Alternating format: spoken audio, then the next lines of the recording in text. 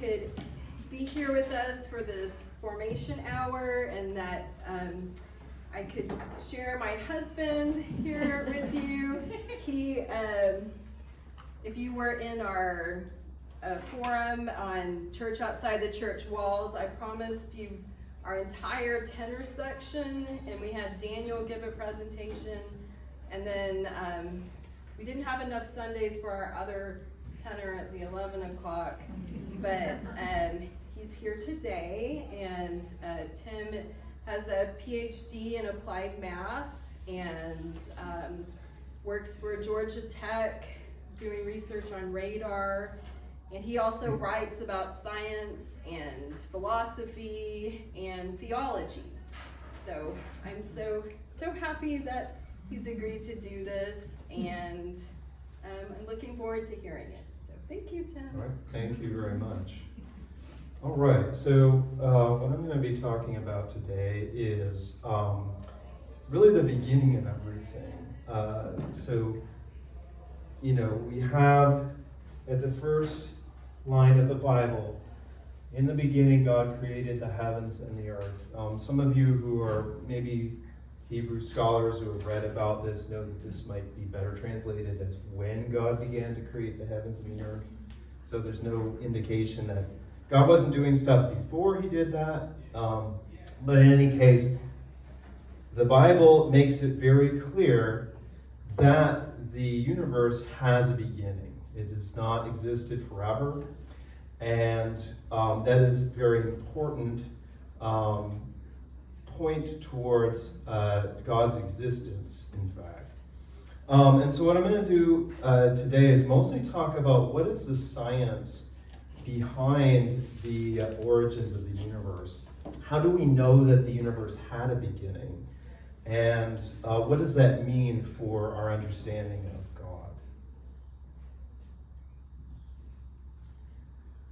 God?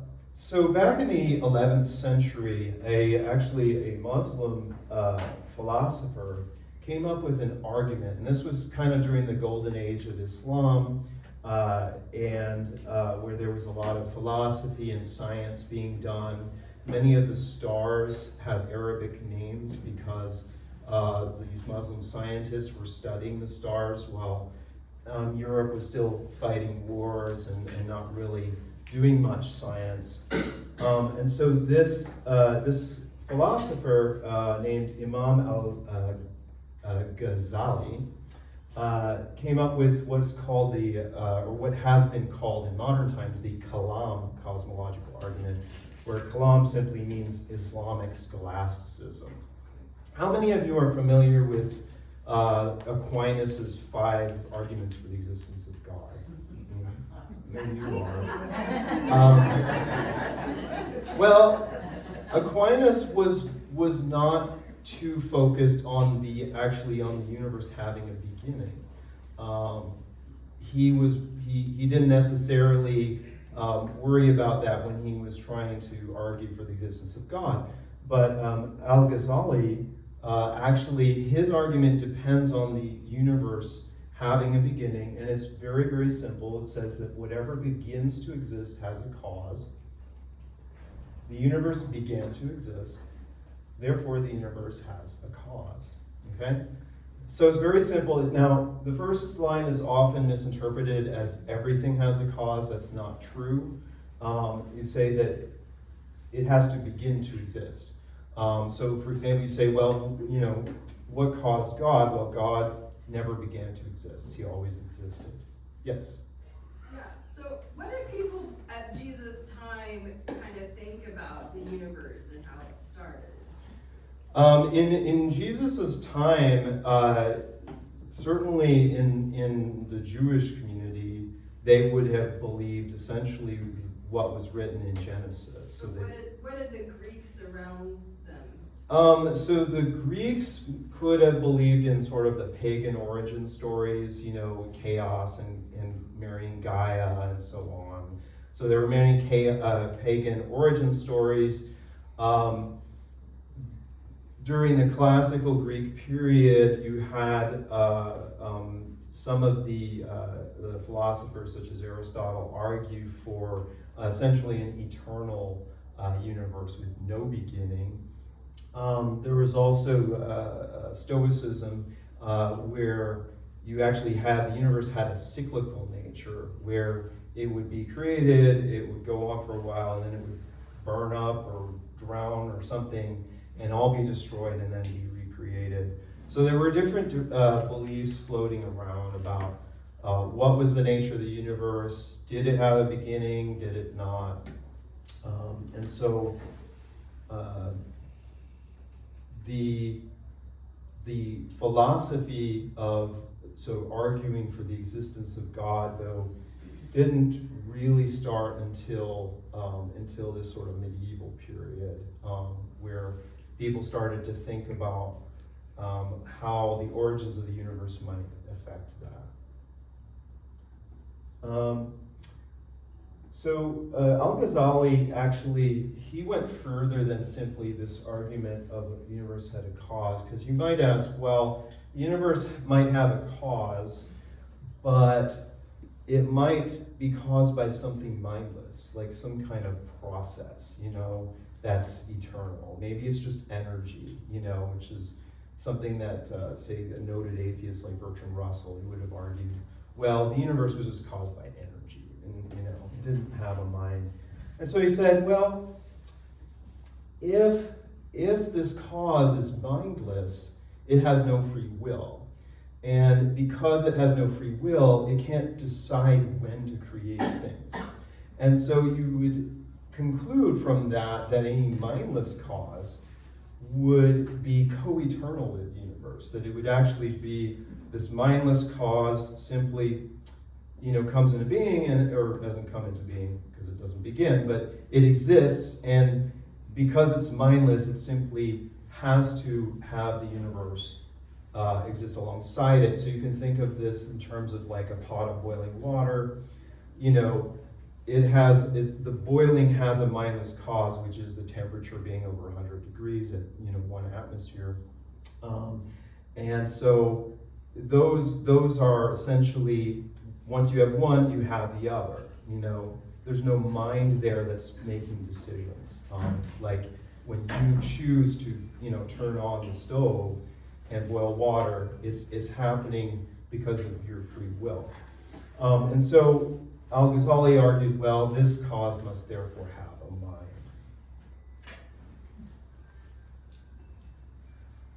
mind. Up until probably the 18th, 19th century, scientists were pretty convinced of the existence of God and God's involvement in the creation of the universe. So, for example, Sir Isaac Newton is one of the most famous scientists of all time. Came up with his 3 laws of motion, his universal theory of gravitation, optics. He was a very religious man, studied the Bible regularly. He wasn't exactly orthodox. He was actually a bit of an Arian, but if you know what that is.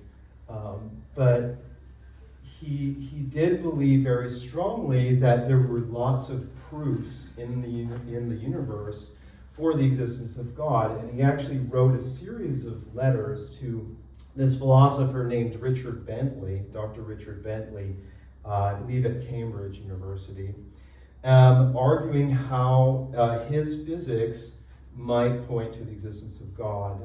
So this is a quote from one of those letters, where he says that gravity may put the planets into motion, but without the divine power, it could never put them into such a circulating motion as they have about the sun. And therefore, for this as well as other reasons, I am compelled to ascribe the frame of this system to an intelligent agent.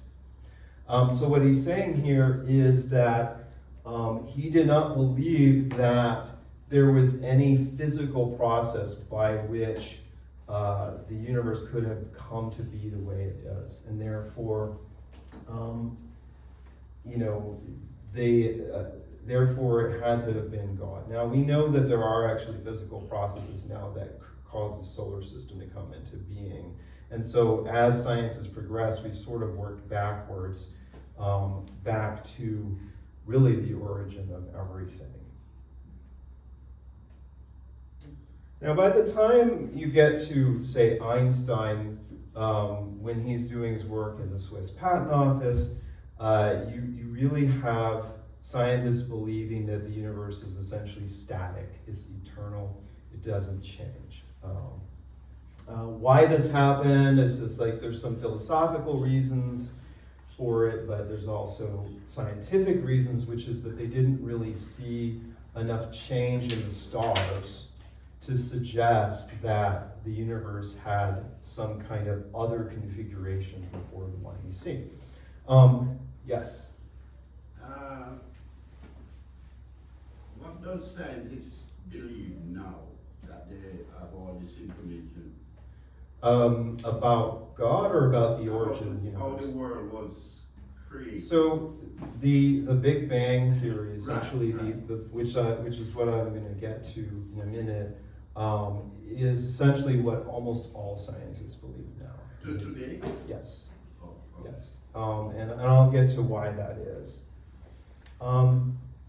But Einstein, back in 1917, so he publishes his general theory of relativity, which describes gravity and the behavior of the universe in 1915. In 1917, he turns it to the whole universe, and he is so disturbed by the idea that his equations predict a universe that is changing and dynamic that he actually adds a fudge factor to his equations to prevent it. And he called it disturbing. There are numerous points during his career where he argues this is just horrible, the idea the universe could change. But later he said this was the biggest blunder of his life. And this is just some equations from his early notebooks here. Because Einstein wasn't an experimentalist, this was his tool. Yes? So why did you find that disturbing? What was disturbing about that? Partly it's because of his philosophy. Basically, he subscribed to a philosophy where the universe was static and unchanging.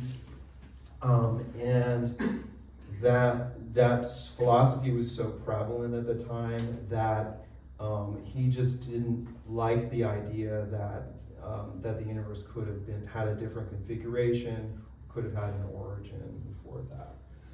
So it was just, that philosophy was entrenched at that time in the late 19th, early 20th century, that the universe had to be static.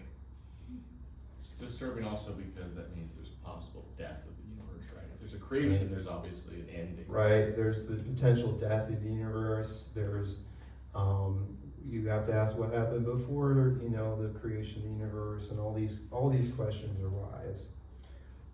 There are still a few scientists today who are still arguing that the Big Bang is false, but they have to bend over backwards to explain the evidence now.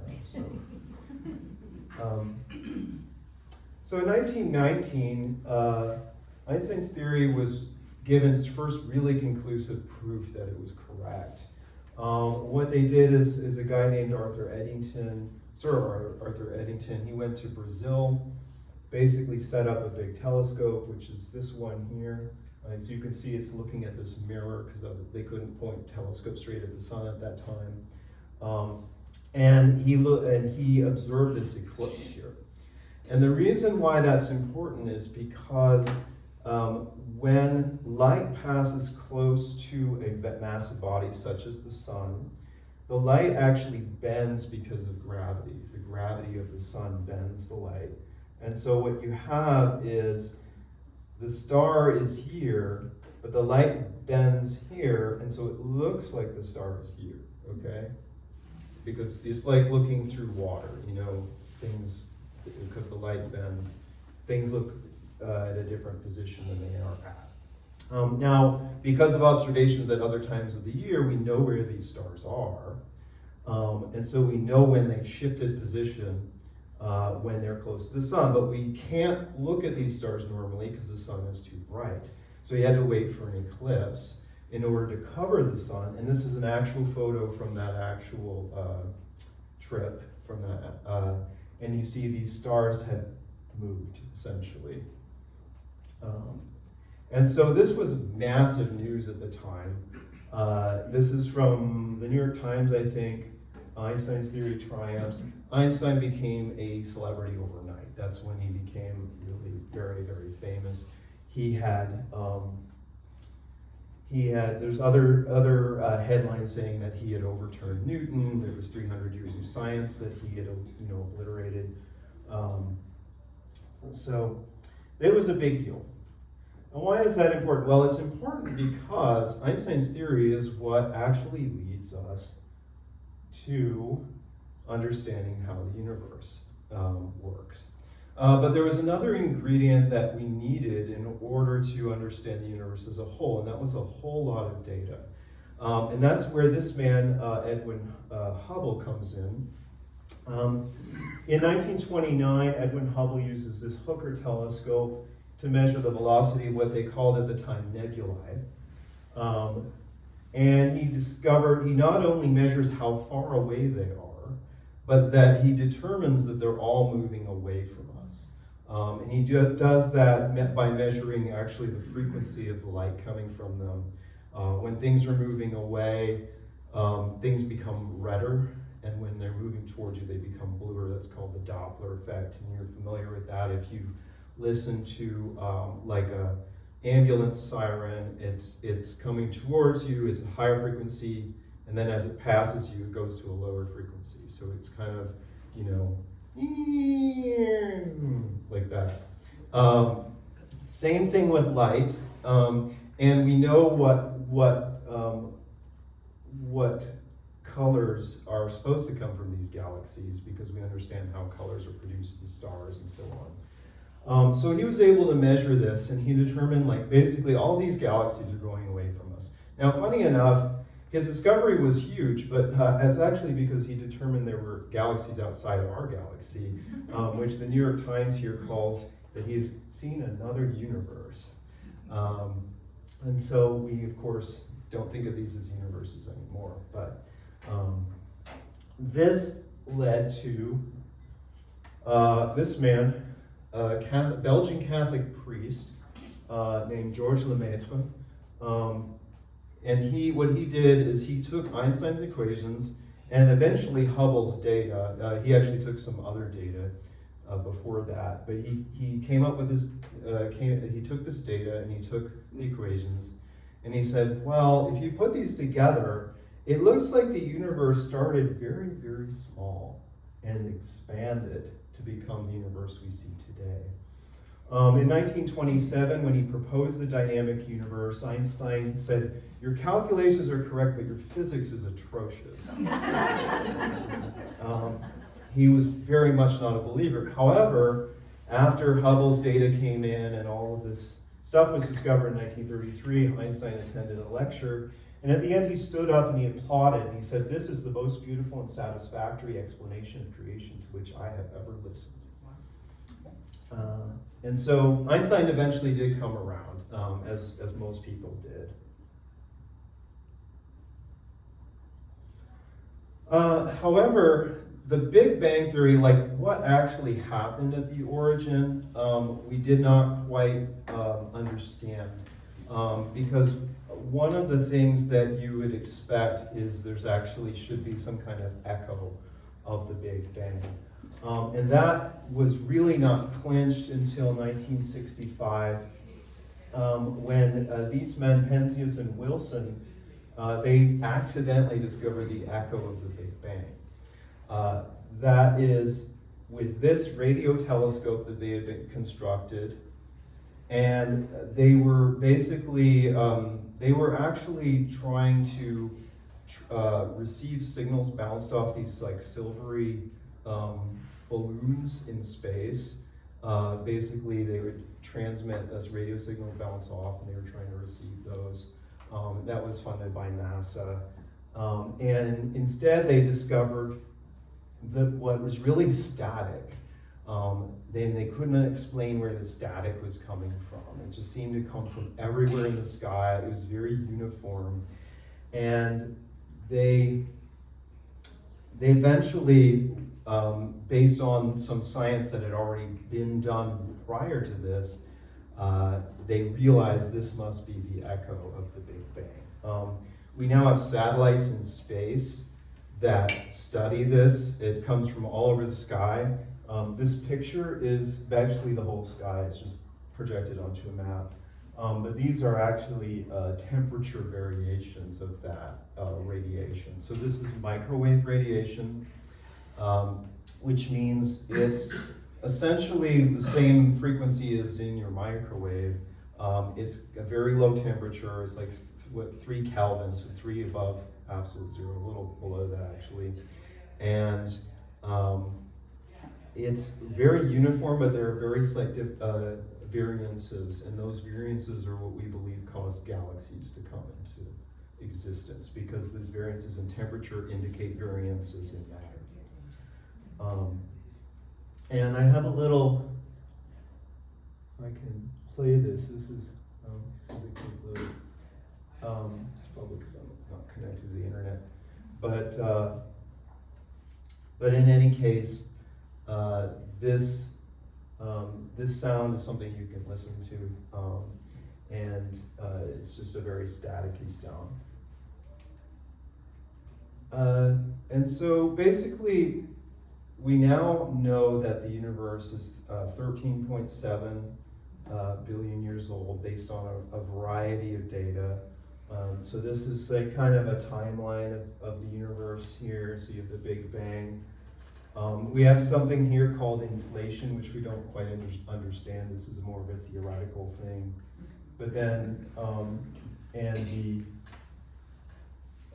cosmic microwave background, which is the echo, it happens actually about 300,000 years after the Big Bang. Before that, the universe was opaque, and that you could not see. And so this is when the universe actually became transparent and that light started to travel out. This is my last slide, but I would like to invite any questions so far.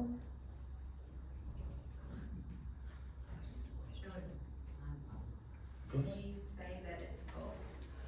Both. Both a Big Bang and because God created? Yeah, I mean, I think, me personally, the Big Bang is essentially would be the moment of creation. Because at that point, that is when everything that we know and can see or touch, everybody we know, the matter in them would have come into being. Some of that, of course, was produced later, like, for example, like heavy elements were produced in stars and supernovae, but essentially all the matter and energy in the universe was produced at that moment. So what I'm hearing is that the scientific community had this idea that the universe had just been going on and on back forever, and then they found out that there was a beginning, and that was very upsetting and disruptive. Yes. In fact, it was extremely controversial for a long time, and there were still people who were trying to argue for the what they call the steady state theory, which is the theory that the universe has always been the way it is.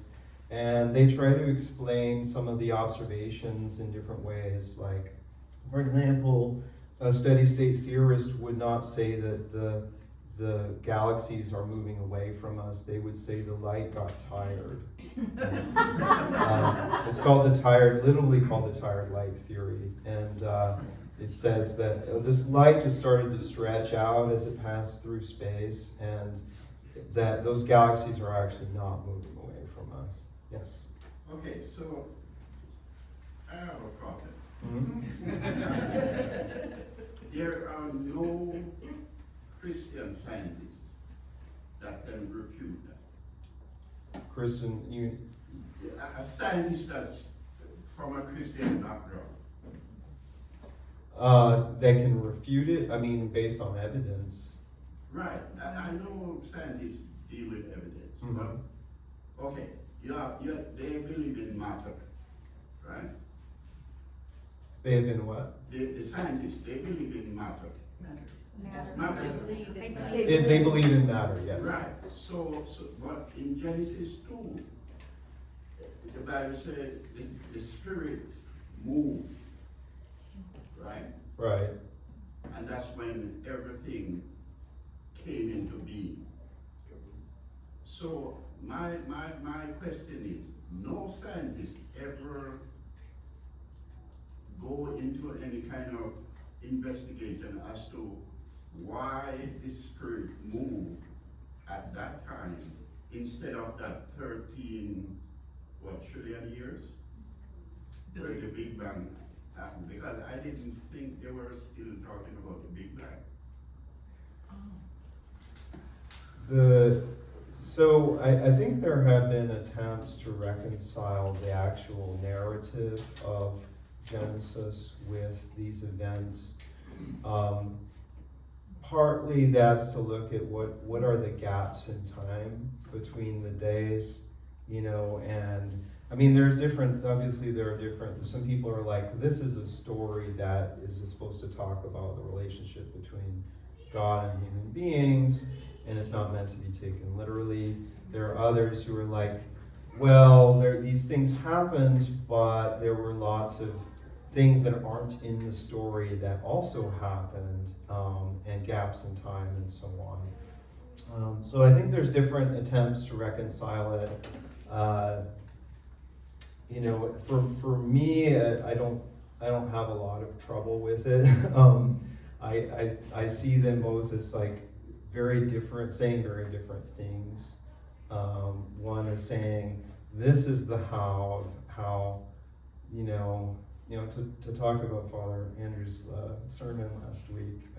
This is the how. The Bible says the who, right? I don't see that the Bible is necessarily explaining exactly what happened. Yeah.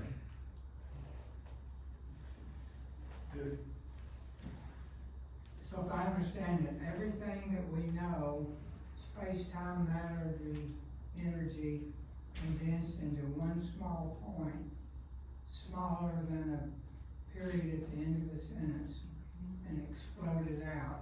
Mm-hmm. And the question is, like Neil Tyson said, we don't know what caused it. Or a religious standpoint, God caused it. Would that be accurate?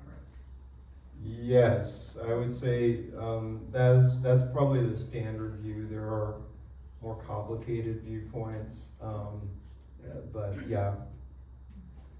I think that it's very difficult for scientists to explain how the universe came into being. There are theories such as there's one called eternal inflation, where you actually have universes popping into being all the time. There are a lot of problems with that theory, and it's not clear that they will escape from Al-Ghazali's argument anyway. But essentially, if you try to, I mean, you can always try to get away from pointing to God, but then you're just pointing to something else, and it seems like there's a desire to, it's almost like a religious desire to avoid God in explanations, but things like eternal inflation don't necessarily have any evidence at all for them. Yes? So, I guess about 20 or 25 years ago, it seemed like there was a lot of hope that we were going to find alien life and life outside of our planet. And I even had, you may have told me about it, I had this program that would help analyze data when my computer wasn't active, which was called SETI at Home. And we've been looking and looking, and we can't find any other life, and it almost looks like this entire universe, we're the only life there. It's a large universe, and the Fermi paradox is still. It seems like that hope of finding alien life seems to have gotten lower. Well, you have to bear in mind that we've only been, as far as the search for intelligent life, we've only been looking for a few decades.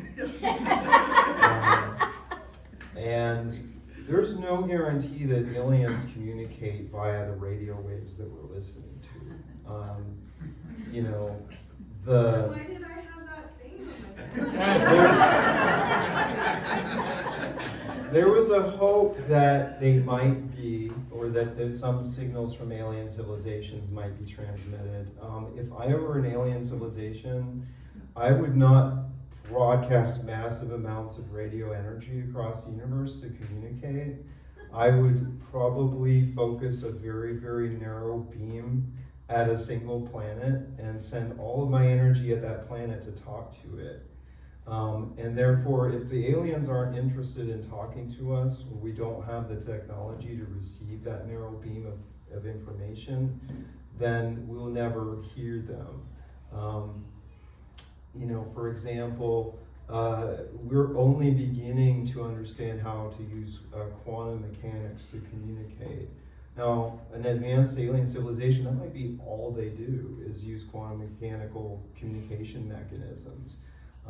In which case, we just wouldn't hear them, you know, because we're down here playing with Tinker Toys, and they're using sophisticated computers, you know. It's just. So I would not say that that the absence of alien communication is an And quantum indication. entanglement completely avoids the whole sending out radio frequencies and communication. If you use quantum entanglement to communicate with a remote civilization, we would never see it, right? Well, we could see it if they were talking to us, but otherwise we would not. Yes, if you're speaking with another civilization across the galaxy of the universe, we're not going to see it with any kind of quantum entanglement methodology. Right. So it's just I think that our best hope for finding life on other planets is probably based on our own observations of other planets. There's a difference between intelligent life and non-intelligent life, right? So if there's no sentience and there's life on another planet, they're not sending out radio waves. It's just Well, look at the time frame too. We've got 13.7 billion. I read an article in the past year which pushes that number out to about 20 billion. But how long have we been looking at anything? For us, I mean, a very short period of time. Who knows what countless things could have developed a couple of billion years ago, and there'd be no evidence left of them whatsoever. Right. Good question. So, what? So what?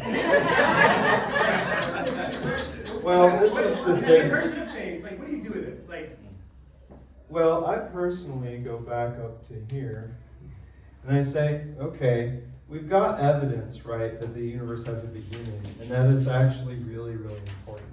Now, there's other philosophical arguments why the universe would have to have a beginning, like if you had an infinite amount of time, how would there be a time for anything to happen, you know, things like that. But I think this is one of the strongest arguments for at least the existence of a creator God. Now, this doesn't argue that this is the Christian God. You know, you have to look at other evidence for that.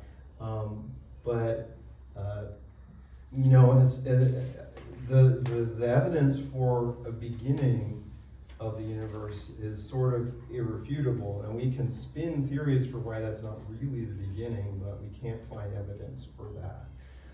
And so I think that that's a big deal, especially for us. We're used to hearing about the Big Bang Theory, but you know, it basically went from the Bible to about 2 centuries of the universe is static and eternal, back to, you know, the Bible essentially, and that's a really big deal, I think. I think it's just all good news. I mean, that's just, it's written where people can read it and understand it. There's a beginning, Genesis, and then here we actually shown it through scientific methods. there's no conflict. And you have to also recall that in many other origin stories do not have a God create the universe. They actually have the universe just somehow be there. And gods come into being, like Norse mythology and stuff. There's no, or something weird happens, but it doesn't explain how everything comes into being. And so this sort of Judeo-Christian origin story is actually rather unique. Thank you. One more? What do you and Erica talk about at dinner?